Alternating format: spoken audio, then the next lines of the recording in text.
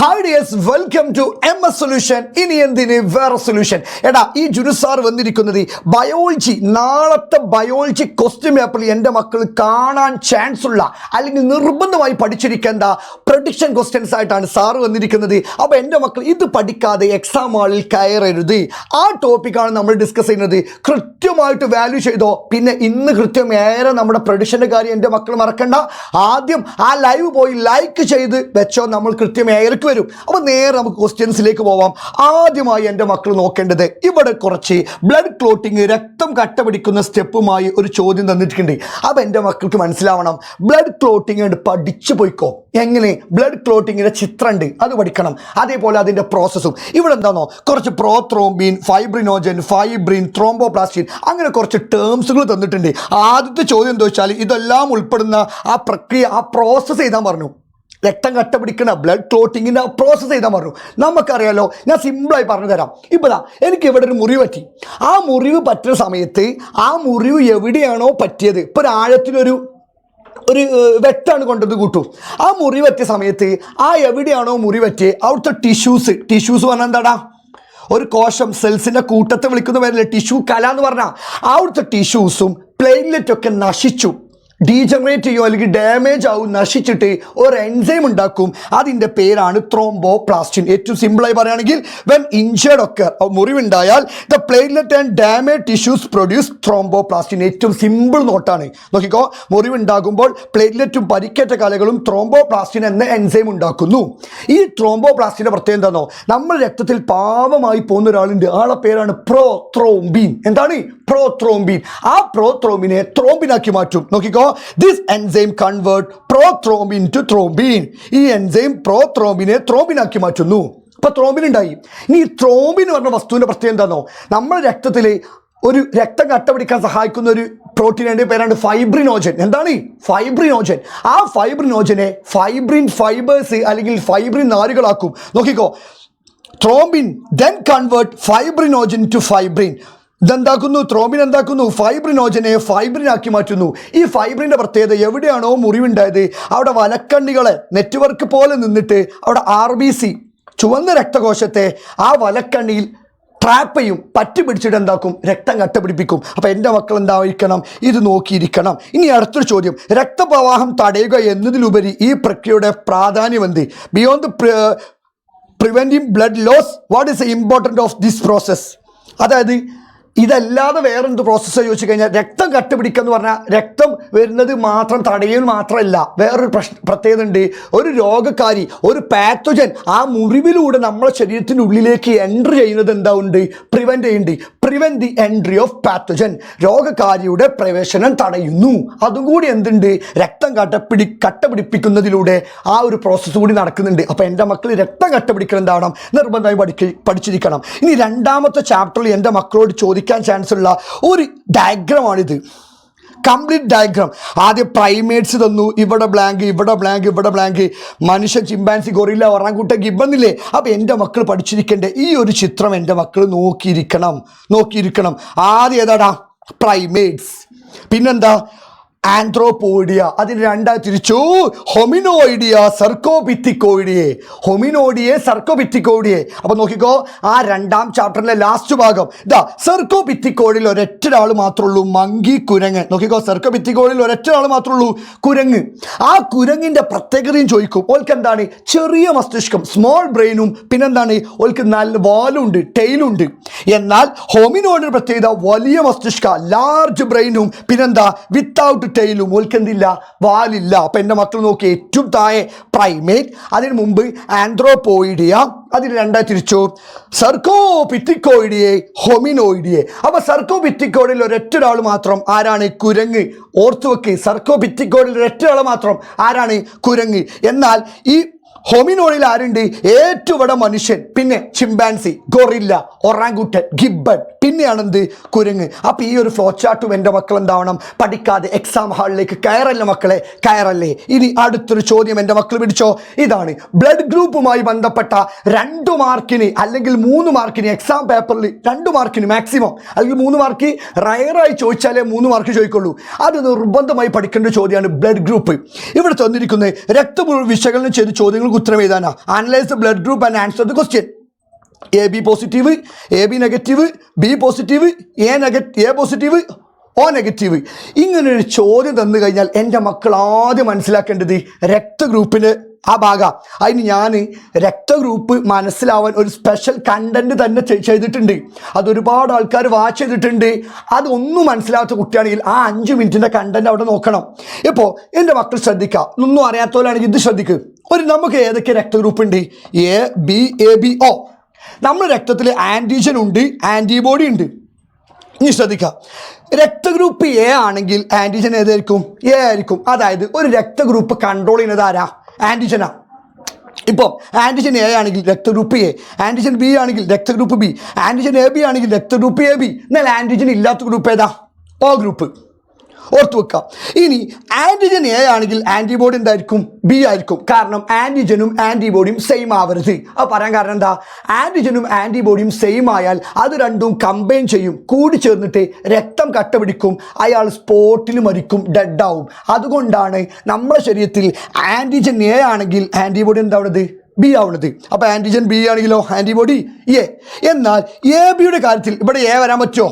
ഇല്ല. ബി വരാൻ പറ്റുമോ? ഇല്ല. അപ്പോൾ എയുടെ കാര്യത്തിൽ ആൻറ്റിബോഡി ഇല്ല. എ ബി ഗ്രൂപ്പിൻ്റെ കാര്യത്തിൽ എന്തില്ല? ആൻറ്റിബോഡി ഇല്ല. എന്നാൽ ഒയുടെ കാര്യം നോക്കുന്ന സമയത്ത് ഇവിടെ രക്തം കട്ടപിടിപ്പിക്കാൻ ആരെങ്കിലും ഉണ്ടോ? ആൻറ്റിജൻ ഇല്ല. അപ്പോൾ ആൻറ്റിബോഡി ഏതാ? എയും ഉണ്ട്, ബിയും ഉണ്ട്. അതെൻ്റെ മക്കൾ എന്താവണം? നോക്കിയിരിക്കണം. എയും ഉണ്ട്, ബിയും ഉണ്ട്. സെറ്റാണല്ലോ, സെറ്റാണല്ലോ. ഇത് സ്മോൾ ലെറ്ററിൽ എ എന്ന് അടയാളപ്പെടുത്തുന്നുണ്ട് കേട്ടോ. ടൈപ്പിംഗ് എററാണ്, അത് നോക്കി വെക്കാം. സെറ്റാണോ? ഇത് സെറ്റാണോ? അപ്പോൾ ഇനി നമ്മൾ നോക്കേണ്ടത് പോസിറ്റീവ് നെഗറ്റീവ്. അതായത് ഒരാളെ രക്തഗ്രൂപ്പിലെ ആൻറ്റിജൻ്റെ ഭാഗമാണുള്ളത്. ഈ ആൻറ്റിജൻ ഡി ഉണ്ടെങ്കിൽ, അല്ലെങ്കിൽ ആർച്ച് ഘടകം ഡി, ആൻറ്റിജൻ ഡി. ഇത് ഞാൻ അതിൻ്റെ സെപ്പറേറ്റ് കണ്ടന്റ് തന്നത് കൊണ്ടാണ് ഞാൻ എക്സ്പ്ലെയിൻ ചെയ്യാത്തത്. അതായത് ഇപ്പോൾ പോസിറ്റീവ് ആണെങ്കിൽ അയാളുടെ രക്തഗ്രൂപ്പിൽ ആൻറ്റിജൻ ഡി ഉണ്ടാവും. ആൻറ്റിജൻ ഡി ഇല്ലെങ്കിൽ നെഗറ്റീവ്, ആൻറ്റിജൻ ഡി ഉണ്ടെങ്കിൽ പോസിറ്റീവ്, ആൻറ്റിജൻ ഡി ഉണ്ടെങ്കിൽ പോസിറ്റീവ്. ഓർത്ത് വെക്കുക. അപ്പോൾ ശ്രദ്ധിക്കുക, ഇപ്പോൾ ഇത് എ പോസിറ്റീവ് ആണെങ്കിൽ ഒരു എക്സാമ്പിൾ നോക്കുക. ഇത് എ പോസിറ്റീവ് ആണെങ്കിൽ അയാളെ ആൻറ്റിജൻ ഏതുണ്ടാവും? എ ഓൾറെഡി ഉണ്ടാവും. പോസിറ്റീവ് ആയതുകൊണ്ട് ആരുണ്ടാവും? ഡി ഉണ്ടാവും. ഡി അല്ലെങ്കിൽ അതിന് വേറെ വിളിക്കുന്ന പേരാണ് ആർച്ച് ഫാക്ടർ, ആർച്ച് ഘടകം. നിങ്ങൾ ഡിയോ ആർച്ച് ഫാക്ടർ ഏതെങ്കിലും ഒന്ന് എഴുതിയാൽ മതി. ഇനി നമ്മൾ ചോദ്യത്തിൽ പോവുക. ദാ, choose the blood group which contain arch factor and antigen A. അതായത് ആൻറ്റിജൻ എയും ആർച്ച് ഫാക്ടറുമുള്ള, ആൻറ്റിബോഡി എയും ആർച്ച് ഫാക്ടറുള്ള ബ്ലഡ് ഗ്രൂപ്പ് ഏതാ? ആൻറ്റിബോഡി എ എന്ന് പറഞ്ഞു കഴിഞ്ഞാൽ ആൻറ്റിബോഡി എ ആർക്കുള്ളത്? എക്കുണ്ട്, ഓക്കുണ്ട്. എക്കുണ്ട്, ഓക്കുമാണ് ആൻറ്റിബോഡി അല്ല. നല്ല ചോദ്യം മക്കളെ, ഹൈ ലെവൽ ചോദ്യമാണ്. ആൻറ്റിബോഡി നമ്മുടെ ചോദ്യത്തിൽ ഏതാ? ആൻറ്റിബോഡി എ ഉള്ളത് ഏതൊക്കെ ചോദിച്ചു. അത് നമുക്കറിയാം. ആൻറ്റിബോഡി എ ഉള്ളത് ഏതൊക്കെ 2 ഗ്രൂപ്പാണ്? ബിയും ഓയും ആണ്. ഇനി നമ്മുടെ ചോദ്യം അതിൽ ആർച്ച് ഫാക്ടറും വേണം. ആർച്ച് ഫാക്ടർ ഉണ്ടെങ്കിൽ പോസിറ്റീവാണ്. അപ്പം നമുക്ക് നോക്കാം. എ ബി പോസിറ്റീവ് അതിന് എക്സാമ്പിൾ ആണോ? കാരണം എ ബിക്ക് എന്തില്ല മക്കളെ? എ ബിക്ക് ആൻറ്റിബോഡി ഇല്ല. അപ്പം നമ്മൾ ചോദ്യത്തിൽ ആൻറ്റിബോഡി എ എന്നുള്ള ചോദിച്ചേ. അപ്പോൾ എക്ക് എന്തില്ല? ആൻറ്റിബോഡി. എ ബിക്ക് ആൻറ്റിബോഡി ഇല്ല. അപ്പോൾ എ ബിക്ക് ഇല്ല. ഇനി ബി പോസിറ്റീവ് നോക്കാം. ബിയിൽ എന്തുണ്ടാ? ആൻറ്റിജൻ എ അല്ലേ? നോക്കടാ, ബിൻ്റെ ആൻറ്റിജൻ എ ഉണ്ട്. ഇനി പോസിറ്റീവ് ആണെങ്കിൽ അതിൽ ആർച്ച് ഫാക്ടർ വേണ്ടേ? അപ്പോൾ ബി പോസിറ്റീവ് ആണ് അതിൻ്റെ ആൻസർ. ഇനി എ നെഗറ്റീവ് നോക്കുക. എ പോസിറ്റീവ് നോക്കുക. എ പോസിറ്റീവിന് ആൻറ്റിബോഡി എ ആണോ? നോക്കിക്കോ, എൻ്റെ ആൻറ്റിബോഡി ബി ആണ്. നമ്മുടെ ചോദ്യം നോക്കി, ആൻറ്റിബോഡി എ ഉള്ളത് വേണം. ആൻറ്റിബോഡി എ ഉള്ളത് 2 ഗ്രൂപ്പിനേ ഉള്ളൂ, ബിക്കും ഓക്കും. പക്ഷെ ഇതിൽ ആർച്ച് ഫാക്ടർ ആണെന്ന് പറഞ്ഞു കഴിഞ്ഞാൽ ആർച്ച് ഘടകം, ആർച്ച് ഫാക്ടർ ഉണ്ടെങ്കിൽ അത് പോസിറ്റീവാണ്. അപ്പോൾ ഇതിൽ ആരൊക്കെ പോസിറ്റീവ് ഉള്ളത് ആദ്യം നോക്കിയാൽ മതി.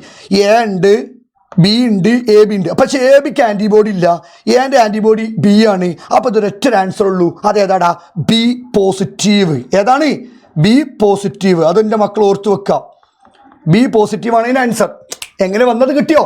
ശ്രദ്ധിക്ക്, നമ്മളെ ചോദ്യം നല്ല, ഈ പെട്ടി നല്ല മനസ്സിലാക്കണം. ഇതിൻ്റെ സ്പെഷ്യൽ കണ്ടന്റ് ഞാൻ ചെയ്തിട്ടുണ്ട്. അത് കണ്ടാൽ മാത്രം മതി. ബ്ലഡ് ഗ്രൂപ്പിൽ നിന്ന് ഒരാൾ ചോദിച്ചാലും ഒരു സംശയം ഉണ്ടാവില്ല. 5 മിനിറ്റോ 6 മിനിറ്റിൻ്റെ കണ്ടന്റ് ചെയ്തത്. അതെൻ്റെ മക്കളൊന്ന് നോക്കണം. അത് നോക്കിയിട്ട് സംശയം ഉണ്ടെങ്കിൽ എൻ്റെ മക്കൾക്ക് ഒരു സംശയമില്ലാത്ത രൂപത്തിൽ ക്രിസ്റ്റൽ ക്ലിയർ ആയിട്ടാണ് അവിടെ എടുത്തത്.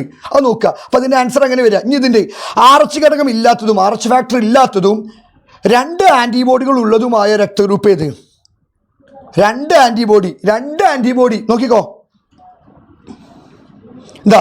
Choose the blood group in which RH factor is present and two type of antibody are present. Antibody രണ്ടെണ്ണം ഉള്ളത് എന്ന് പറഞ്ഞാൽ O ഗ്രൂപ്പ് അല്ലേ? ഓക്കെ, O ഗ്രൂപ്പാണ്. പിന്നെ RH ഫാക്ടർ ഇല്ല എന്ന് പറഞ്ഞു. RH ഫാക്ടർ RH ഘടകം ഇല്ലെങ്കിൽ എന്താ? നെഗറ്റീവ്. അപ്പോൾ ആദ്യം ആൻറ്റിബോഡി രണ്ടെണ്ണം എന്ന് പറഞ്ഞു കഴിഞ്ഞാൽ ഒന്നും നോക്കണ്ട, അത് ഏത് ഗ്രൂപ്പാണ്? O ആണ്. അപ്പോൾ ആകെ ഇതിലൊരു O അല്ലേ ഉള്ളൂ. അപ്പോൾ ആൻസർ ഇതേക്കാരം O നെഗറ്റീവ്. ഇത് മനസ്സിലാവാത്ത കുട്ടികളുണ്ടെങ്കിൽ രക്തഗ്രൂപ്പിൻ്റെ ഭാഗത്തിൽ സാർ ഒരു കണ്ടന്റ് എടുത്തിന് എന്തുകൊണ്ട് ഇത് വന്നു, എന്തുകൊണ്ട് വന്നു. ഒരു 2x എൻ്റെ മക്കൾ കാണും. നാളെയാണ് എക്സാം, എൻ്റെ മക്കൾ നോക്കണം. രക്തഗ്രൂപ്പ് ഇല്ലെങ്കിൽ ക്വസ്റ്റ്യൻ പേപ്പർ ഇല്ല മക്കളെ, അങ്ങനെയാണ് ക്വസ്റ്റ്യൻ പേപ്പറിൽ ചോദിക്കണേ. അപ്പോൾ എൻ്റെ മക്കൾ എന്താവുക, ഈ ചോദ്യം നല്ലൊരു ചോദ്യം ഇൻക്ലൂഡ് ചെയ്താണ് എൻ്റെ മക്കൾ നോക്കട്ടോ. എന്നാൽ നമുക്കിതാ അടുത്തൊരു ചോദ്യം, ബ്രെയിൻ്റെ ചിത്രം വരയ്ക്കാനുള്ള ചോദ്യം. അത് ബ്രെയിൻ്റെ ചിത്രം അയക്കാരം ചോദിക്കാൻ ചാൻസ് ഉള്ള 2-3 ഉണ്ട്. അത് നമ്മൾ പ്രഡിക്ഷനിൽ പറയും. അതിലൊന്നാണ് ഇത്. ഈ ഒരു ചിത്രം നോക്കുക, ബ്രെയിൻ്റെ ചിത്രം നോക്കുക. ഈ ഒരു ചിത്രം നോക്കിയിട്ട് identify the labelled part indicate X and Y. ഈ എക്സ് എന്ത്, വൈ എന്ത്, ഇതെനിക്ക് മനസ്സിലാവാൻ ഞാൻ ബ്രെയിൻ്റെ ചിത്രം. ഇതാണ് മക്കളെ സെറിബ്രം, ഇതാണ് തലാമസ്, ഇതാണ് ഹൈപ്പോ തലാമസ്, ഇതാണ് midbrain, pons, medulla oblongata, പിന്നെ ഈ ബാക്കിലുള്ളതാണ് എന്ത്, സെറിബെല്ലം. മലയാളം മീഡിയം ഉണ്ട്. ഇതാണ്. അപ്പോൾ നമ്മളിവിടെ ലേബൽ ചെയ്ത് ഏതൊക്കെ നോക്കാം? ലേബൽ ചെയ്ത് നോക്കാം. ഇത് തലാമസ് അല്ലേ? എക്സ് എന്ന് പറഞ്ഞു കഴിഞ്ഞാൽ എന്താണടാ? തലാമസ് ആണ്. പിന്നെ ഇവിടെ ചെയ്തതല്ലേ? പിന്നെ ഇവിടെ അല്ലേ തന്നത്? ഇത് ഏതാടാ? മിഡ് ബ്രെയിൻ ഉണ്ട്, പോൺസ് ഉണ്ട്. അപ്പോൾ ഇതിൻ്റെ ചിത്രടാ പോൺസ് അല്ലേ? അപ്പോൾ ഇവിടെ എക്സ് വൈ എന്ന് തന്നു കഴിഞ്ഞത് നമ്മൾ എന്ത് പറഞ്ഞു? ഇത് തലാമസ് ആണ് സാറേ, ഇതെന്താണ്? പോൺസ് ആണ്. ഇത് midbrain, pons, medulla oblongata. അപ്പോൾ ഈ പോൺസിനാണ് എന്താക്കിയത് ഇവർ അടയാളപ്പെടുത്തി. Midbrain, pons, hypothalamus അല്ല മെഡുല ഒബ്ലോങ്കേറ്റ. ഇത് ചോദിക്കാൻ ചാൻസ് വളരെ കൂടുതലാട്ടോ. ബ്രെയിൻ്റെ ചിത്രം തന്നിട്ട് റീഡ്രോ എൻ്റെ മക്കൾ നോക്കാതെ പോവല്ലേ. ഇനി ഈ ബാക്കത്തെ എക്സ് സെഡ് എന്ന് പറഞ്ഞത് എന്താ? സെറിബ്രാണ്, സെറിബെല്ലാണോ? സെറിബെല്ലാണ്. അതുമായി ബന്ധപ്പെട്ട് ചോദ്യക്കാരം how will the dictate the part indicate effect the body. അതായത് സെഡ് എന്ന് സൂചിപ്പിച്ചൊരു ഭാഗങ്ങൾ തകരാർ ശരീരത്തിന് എങ്ങനെ ബാധിക്കും? അപ്പോൾ സെഡ് എന്തിനാണ്? സെറിബെല്ലല്ലേ? സെറിബെല്ലത്തിൻ്റെ ധർമ്മം, ഫംഗ്ഷൻ എന്താ? Coordinate muscular activity. അതായത് നമ്മളെ പേശി പ്രവർത്തനങ്ങളെ ഏകോപിപ്പിച്ച് ശരീര തുലനനില, ബോഡി ബാലൻസ്. ഞാനൊക്കെ നിങ്ങളോട് മുമ്പിൽ സംസാരിക്കുന്നുണ്ട്, ഞാൻ വീണില്ലല്ലോ, ഞാൻ നടക്കുന്നു, ഞാൻ ഓടുന്നു. പക്ഷെ നമുക്കൊന്നും ബോഡി ബാലൻസ് മെയിൻറ്റെയിൻ ചെയ്യാൻ കഴിയണോണ്ടാ. അതിന് സഹായിക്കുന്നത് ആരാ? നമ്മുടെ സെറിബെല്ല. ആരാണ്? സെറിബെല്ലം. അപ്പോൾ ഈ സെറിബെല്ലത്തിന് എന്തെങ്കിലും സംഭവിച്ചാൽ എന്തായിരിക്കും? നമ്മളെ ബോഡി ബാലൻസ്, ശരീര തുലനില നമുക്ക് എന്താവില്ല, ബാലൻസ് ചെയ്യാൻ, അത് ശരീര തുലനില പാലിക്കാൻ നമുക്ക് കഴിയൂല. അപ്പോൾ അതിന് സഹായിക്കുന്ന ആളല്ലേ ആര്? സെറിബെല്ലം. അപ്പം എൻ്റെ മക്കൾ ബ്രെയിൻ്റെ ചിത്രം അതിൻ്റെ എല്ലാ ഭാഗങ്ങളും കൃത്യമായി പഠിക്കണം. ഇനി ഇതിന്ന് ചോദിക്കുന്ന ഏറ്റവും പ്രധാനപ്പെട്ട ട്രഡീഷൻ ക്വസ്റ്റ്യൻസ് ആയിട്ട് ഇന്ന് കൃത്യം 7:30 ഞാൻ വരുന്നുണ്ട്. എൻ്റെ മക്കൾ ശ്രദ്ധിക്കേണ്ടത്, ആ ലൈവ് നമ്മൾ ഷെഡ്യൂൾ ചെയ്ത് വെച്ചിട്ടുണ്ട്. എൻ്റെ മക്കൾ ആദ്യം ലൈക്ക് അടിച്ചിട്ട് സാറ് വരുന്ന സമയത്തേക്ക് നിങ്ങളുടെ സ്നേഹങ്ങൾ അതിൽ തന്നെ നിങ്ങൾ കാണിക്കുക. ഇന്ന് രാത്രി സാറ് പറയുന്ന ക്വസ്റ്റ്യനെ നാളെ ക്വസ്റ്റ്യൻ പേപ്പറിൽ വരികയുള്ളൂ മക്കളെ. അപ്പോൾ ഇന്ന് കൃത്യം 7:30 ഫ്രണ്ട്സിലേക്കൊക്കെ ഷെയർ ചെയ്തിട്ട് കൃത്യം 7:30 വന്നോ, അവിടെ വെച്ച് നമുക്ക് പൊളിക്കാം. അപ്പം എല്ലാവർക്കും നല്ല പോലെ എക്സാം എഴുതാൻ പറ്റട്ടെ. ഈ രാവിലെയുള്ള സമയങ്ങളൊക്കെ മുഴുവൻ എൻ്റെ മക്കൾ എന്താവുക പഠിക്കുക. എല്ലാവർക്കും ഓക്കെ.